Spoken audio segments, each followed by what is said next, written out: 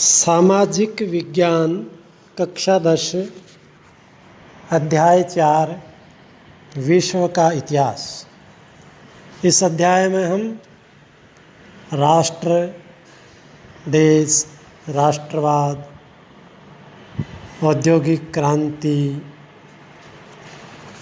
और क्रांति के समय हुए आविष्कार, क्रांति के परिणाम और जर्मनी इटली का एकीकरण आदि बिंदुओं पर सारांश में अध्ययन करेंगे। विश्व का इतिहास। विश्व इतिहास में राष्ट्र, राज्य, देश व राष्ट्रीयता की भावना राष्ट्रवाद कहलाती है। औद्योगिक क्रांति व अन्य क्रांति के समय हुए विभिन्न आविष्कार, क्रांति के परिणाम व देशों का राष्ट्र बनना आदि बिंदु भी सम्मिलित करते हैं। यूरोप में राष्ट्रवाद का उदय। राष्ट्रवाद ऐसी भावना जिसमें व्यक्ति की उच्चतम निष्ठा राष्ट्र के प्रति समर्पित हो। यूरोप में इसकी प्रथम अभिव्यक्ति 1789 ईस्वी में फ्रांसीसी क्रांति के साथ हुई। 1750 ईस्वी तक यूरोप में कोई राष्ट्र या राज्य नहीं था। संपूर्ण यूरोप धार्मिक आधार पर भिन्न भिन्न राजशाहियों, डचियों, कैंटोनों, छोटी छोटी अनेक राजनीतिक इकाइयों में बंटा हुआ था। अर्थात यूरोप कोई एक देश या कोई एकता, अखंडता, राष्ट्र के प्रति भावना ऐसा यूरोप में नहीं था। यूरोप में विभिन्न समूह आपस में जुड़े हुए थे, तो एकमात्र कारण था शासक के प्रति निष्ठा का भाव। अनेक समूह आपस में मात्र एक कारण से ही जुड़े हुए थे, वह कारण था शासक के प्रति निष्ठा। वहाँ के राजशाहियों, राजाओं के प्रति लोगों की निष्ठा थी, और कोई अन्य कारण ऐसा नहीं था कि जिससे यूरोप के देश एक दूसरे देशों से जुड़े, यूरोप के समाज एक दूसरे समाज से जुड़े। परंतु यूरोप में राष्ट्रवाद का उदय हुआ, तो राष्ट्रवाद के उदय के कई कारण थे। यहाँ पर हम 6 बिंदुओं का अध्ययन करते हैं। मध्यम वर्ग का उदय। इससे पूर्व, फ्रांसीसी क्रांति से पूर्व यूरोप में 2 वर्ग थे, राजशाही और श्रमिक, उच्च वर्ग और निम्न वर्ग।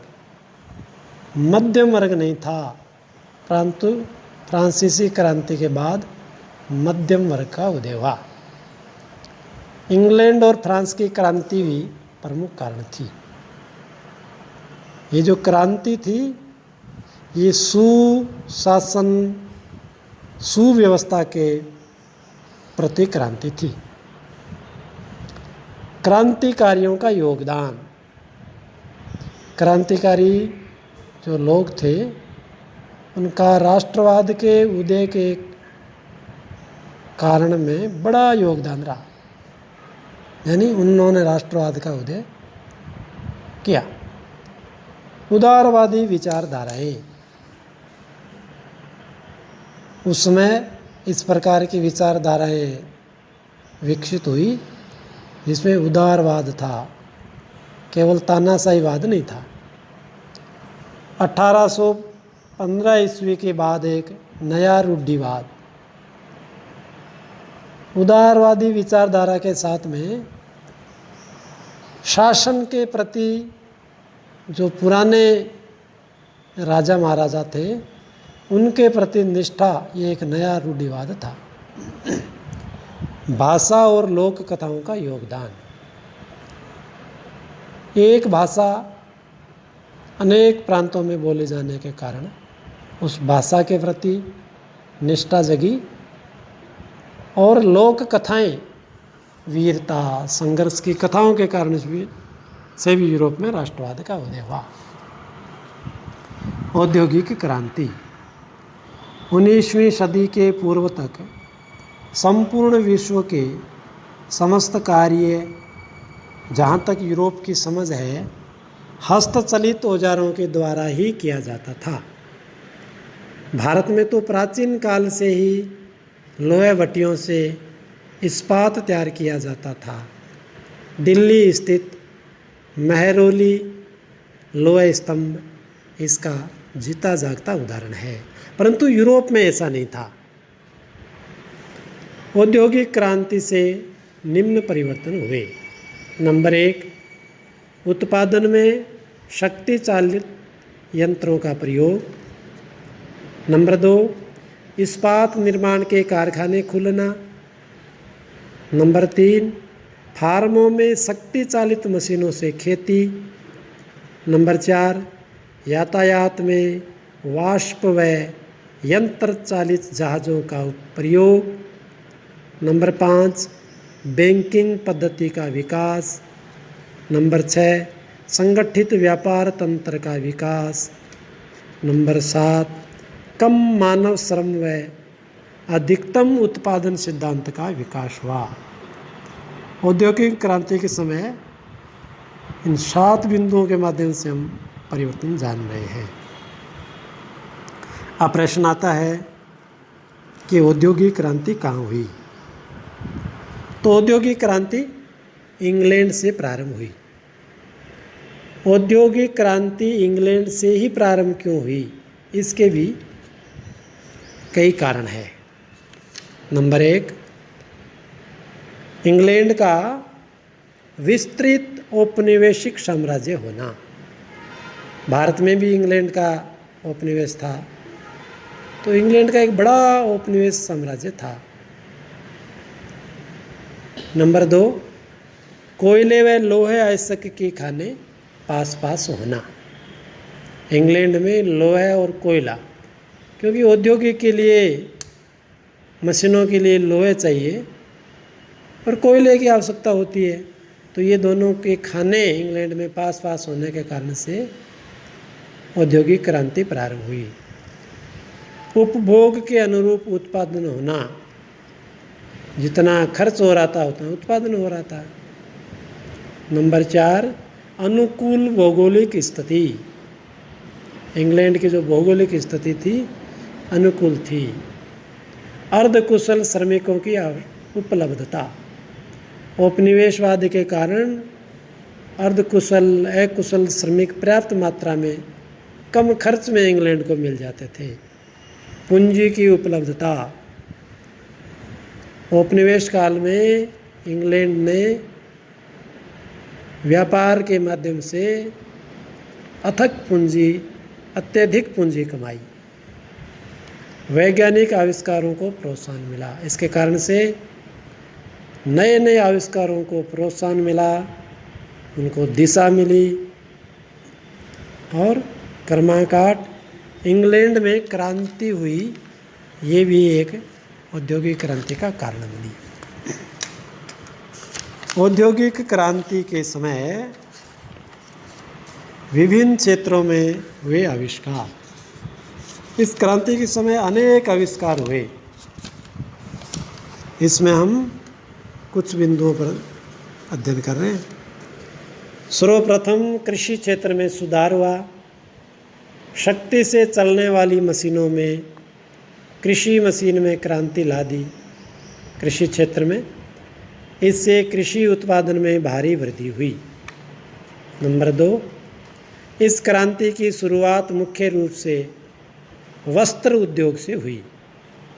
यूरोप में बढ़ती कपड़े की मांग को पूरा करने के लिए इस क्षेत्र में नई नई मशीनों का आविष्कार हुआ। नंबर 3, लोहे उद्योग में नवीन परिवर्तन हुए। लोहे अयस्क को शुद्ध करने के लिए दमन भट्टी का आविष्कार हुआ। हेनरी बेसेमर ने इस्पात बनाने की एक नवीन तकनीक खोजी, जिसमें ढलवां लोहे से सीधे इस्पात तैयार किया जा सकता था। इससे लोहे उद्योग में क्रांति आ गई। औद्योगिक क्षेत्र में बढ़ते व्यापार उद्योगों के कारण परिवहन के साधनों में आवश्यकता महसूस की गई। भारी सामान के परिवहन हेतु नहरों का निर्माण करवाया। रेल के आविष्कार ने कोयला, लोहे अयस्क औद्योगिक उत्पादनों को कम समय एवं कम खर्च में लाना ले जाना संभव कर दिया। संचार के क्षेत्र में नए नए प्रयास हुए। 1844 ईस्वी में सैमुअल मोर्स ने एक व्यवहारिक तार यंत्र का आविष्कार किया, जिसने विश्व के विभिन्न महाद्वीपों को परस्पर जोड़ने का कार्य किया। 1876 में ग्राहम बेल ने किए गए आविष्कार टेलीफोन ने भी संचार की दुनिया में क्रांति उत्पन्न कर दी। इसी समय अमेरिकी निवासी हिटन ने अनाज को भूसे से अलग करने वाली मशीन का निर्माण किया। साइरस के एच मैकोर्मिक ने फसल काटने वाली मशीन का आविष्कार किया। फ्रांसीसी फर्टिनांद दे लेस्पेथ ने स्वेज नहर का निर्माण करवाया। भूमध्य सागर से लाल सागर तक थी। इन आविष्कारों ने भी क्रांति को एक नई दिशा प्रदान की। औद्योगिक क्रांति के परिणाम। औद्योगिक क्रांति के परिणाम हम 4 क्षेत्र में विशेष रूप से मानते हैं। नंबर 1, आर्थिक परिणाम। उत्पादन वाणिज्य में अत्यधिक वृद्धि, नहरों का अत्यधिक विकास, कुटीर उद्योगों का विनाश, औद्योगिक पूंजीवाद का विकास, राष्ट्रीय बाजारों को राजकीय संरक्षण मिलना, ये मुख्य रूप से 5 आर्थिक परिणाम निकले। राजनीतिक परिणाम। लोकतंत्र की मांग बढ़ी, श्रमिक संगठनों का उदय हुआ, श्रमिक मांगों को लेकर आंदोलन का उदय, मध्यम वर्ग में राजनीतिक महत्वाकांक्षाओं का उदय हुआ, औद्योगिक प्रतियोगिता का प्रारंभ होना। सामाजिक कारण। नए सामाजिक वर्ग का उदय, नैतिक मूल्यों में गिरावट, संयुक्त परिवार प्रथा में कमी, नवीन संस्कृति का जन्म, मानव मूल्यों में गिरावट, श्रमिक संख्या बढ़ने से शहरों में गंदी बस्तियों का विकास होना। वैचारिक परिवर्तन। आर्थिक उदारवाद का स्वागत, समाजवाद का उदय, राष्ट्रीयता की भावना का जागृत होना, समूह में कार्य करने की भावना का उदय, एक दूसरे के प्रति सहयोग की भावना। इस प्रकार से औद्योगिक क्रांति के परिणाम रहे।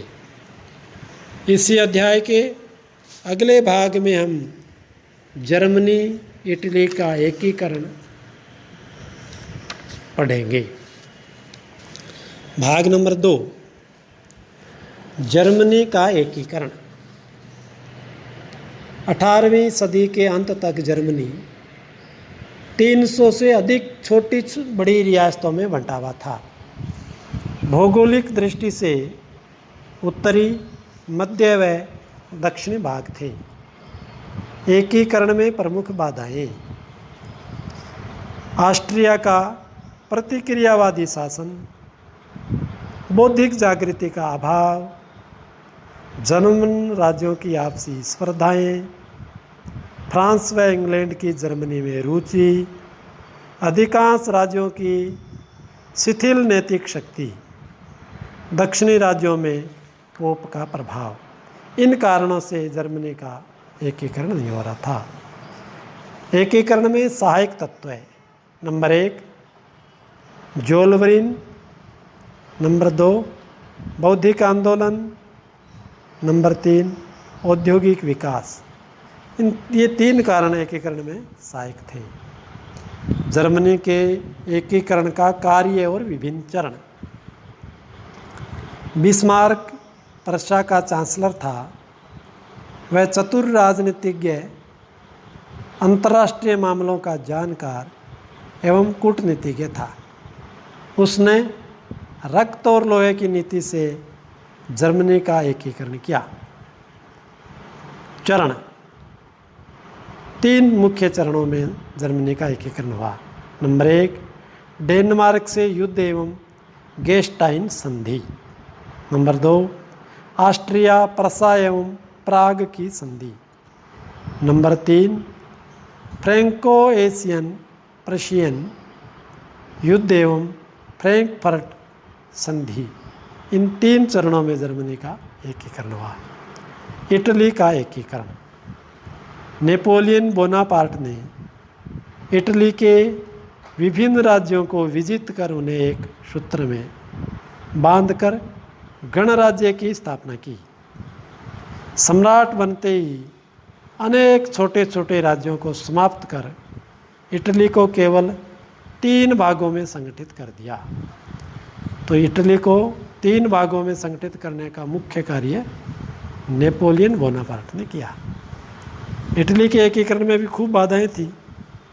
प्रमुख बाधाएं ऑस्ट्रिया का अत्यधिक हस्तक्षेप, पोप का प्रभाव, राष्ट्रीयता की भावना का अभाव, भिन्न भिन्न प्रशासनिक व्यवस्थाएं, एकीकरण हेतु विभिन्न मतांतर और प्रांतीय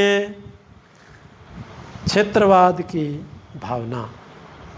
परंतु जर्मनी की तरह इटली में भी एकीकरण में कुछ सहायक तत्व थे।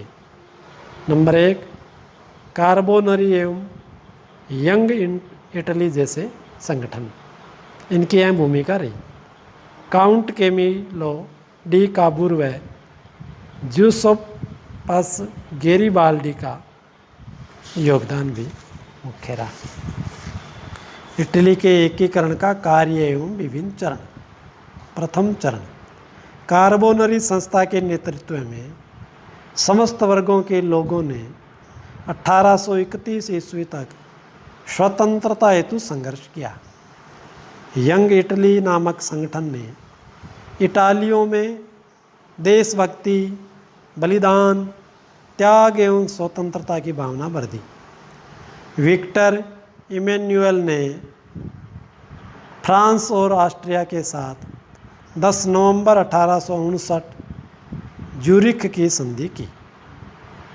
द्वितीय चरण, इस चरण में परमा, मेडोना, टस्कनी, बोलोगना व वियोकेंजा ने सिर्डिनिया में मिलने का निश्चय किया। इसमें काबूर व गैरिबाल्डी की अहम भूमिका रही। तृतीय चरण, गैरिबाल्डी ने सिसिली पर विजय प्राप्त कर नेपेल्स पर भी नियंत्रण प्राप्त कर लिया। दक्षिण के समस्त राज्यों का इटली में विलय हो गया।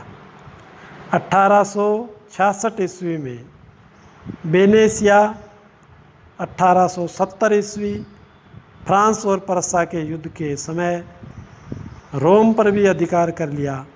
इस प्रकार इटली का एकीकरण हुआ। प्रश्नोत्तर।